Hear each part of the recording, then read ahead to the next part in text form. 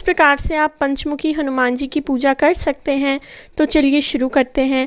तो सबसे पहले तो मंगलवार के दिन पंचमुखी हनुमान जी की पूजा आपको करनी चाहिए। वैसे तो आप जब चाहें पूजन कर सकते हैं, पर स्पेशली मंगलवार के दिन ज़रूर से करें। अगर आप हनुमान जी के भक्त हैं तो पंचमुखी हनुमान जी के रूप की पूजा ज़रूर से करनी चाहिए। यह भक्तों के सभी दुख दूर करते हैं और इनका हर मुख जो है उसका अलग महत्व है। हनुमान जी का इस स्वरूप में 5 मुखों के साथ दर्शन हमें मिलता है। तो सबसे पहले पूजा स्थान पर रंगोली बनाएं और रंगोली बनाने के बाद हम उस पर पाटा रखेंगे। तो यहाँ पर मैं स्वस्तिक के चिन्ह की रंगोली बना रही हूँ। पहला जो मुख है वो वानर मुख है, जो जिससे दुश्मनों पर विजय मिलती है। दूसरा गरुड़ मुख है, जो सारी परेशानियाँ दूर करते हैं। तीसरे उत्तर दिशा की ओर वराह मुख हैं, जो प्रसिद्धि, शक्ति और लंबी आयु देते हैं। चौथा नरसिंह मुख है, जो मुश्किलें, तनाव और डर को दूर करते हैं। और पांचवें अश्व मुख है, जो सभी मनोकामनाओं को पूर्ण करते हैं। तो इसलिए पंचमुखी हनुमान जी की पूजा का विशेष महत्व बताया गया है। तो पूजा स्थान पर रंगोली बनाने के बाद अब हम पूजा के लिए पाटा रखेंगे। आप चाहें तो पूजा अपने घर के मंदिर में भी कर सकते हैं या अलग से चौकी पाटा लगाकर भी कर सकते हैं। तो पूजा का पाटा रखने के बाद अब हम इस पे लाल रंग का कपड़ा बिछाएंगे। तो हनुमान जी की पूजा में लाल रंग का और ऑरेंज रंग की चीज़ों का विशेष महत्व होता है। तो मैंने पाटे पर लाल रंग का कपड़ा बिछाया है। लाल रंग का कपड़ा बिछाने के बाद अब हम पंचमुखी हनुमान जी की मूर्ति या फिर फ़ोटो लेंगे। तो यहाँ पर मैंने फ़ोटो रखी है। अब हम हनुमान जी का पूजन शुरू करेंगे। आप सबसे पहले गणपति पूजन करें और फिर हनुमान जी का पूजन शुरू करें। तो सबसे पहले हनुमान जी को जल से स्नान कराएंगे।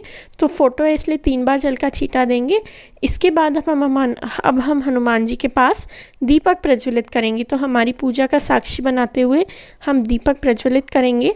तो दीपक आप चमेली के तेल का ले सकते हैं, सरसों के तेल का ले सकते हैं, तिल के तेल का ले सकते हैं या फिर घी का दीपक आप जला सकते हैं, जैसा भी आप चाहें। विशेषकर हनुमान जी की पूजा में चमेली के तेल का विशेष महत्व होता है। आप आज की पूजा करके चमेली का तेल दान भी कर सकते हैं। तो हनुमान जी का नाम लेते हुए दीपक प्रज्वलित करेंगे। दीपक का पूजन भी मैंने ऑलरेडी कर लिया है। तो दीपक का पूजन करने के बाद दीपक प्रज्वलित करेंगे। अब हम भगवान के पास धूप प्रज्वलित करेंगे। तो भगवान को धूप दिखाएंगे और धूप दीप दिखाते हुए ओम हनुमंते नमः बोलते हुए हम हमारी पूरी पूजा कंप्लीट करेंगे। अब दीपक प्रज्वलित कर लेने के बाद हम भगवान को तिलक करेंगे। तो हनुमान जी के 5 मुखों पर हम तिलक करेंगे और इस प्रकार से रोली का तिलक मैं कर रही हूँ। आप चाहें तो जो बंधन सिंदूर आता है, ऑरेंज कलर का जो सिंदूर आता है, उसे चमेली के या तिल के तेल में घोलकर उससे भगवान का तिलक करें या फिर लाल रंग की रोली से भी आप भगवान का तिलक कर सकते हैं। तो इस प्रकार से तिलक करने के बाद हम भगवान के चरणों में भी तिलक अर्पित करेंगे।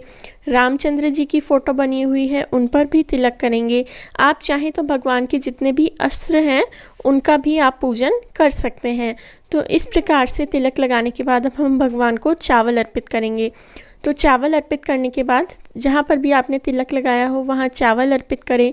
चावल अर्पित करने के बाद अब हम भगवान को मोली चढ़ाएंगे वस्त्रों के रूप में।